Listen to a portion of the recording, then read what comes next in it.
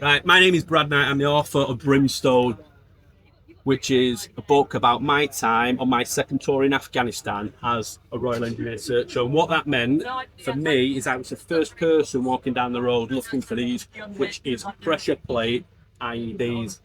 Now, this is the Valen, this was the in-service metal detector at the time, but the main issue we actually had in Afghanistan looking for these is that these did not give off a metal signature.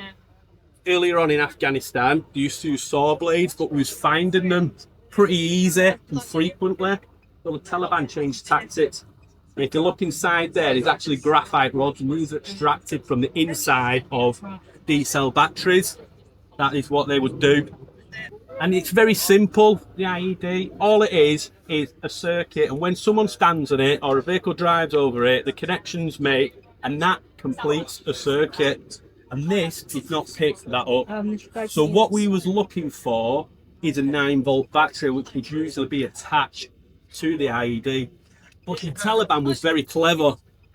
So what they used to do, put them on cables which was at least a couple meters long, like this at minimum, and the actual metal source, the battery, would not be with the actual pressure plate itself. It'd be remoted away. So now you can see why it was so difficult for us as searchers to actually locate these devices. But also the other thing is the ground, it's not like this in Afghanistan. It's very hard, compact sand, almost like concrete.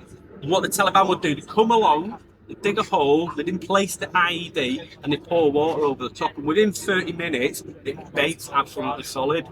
So now there's very little sign on the actual ground for us to see with our eyes as well.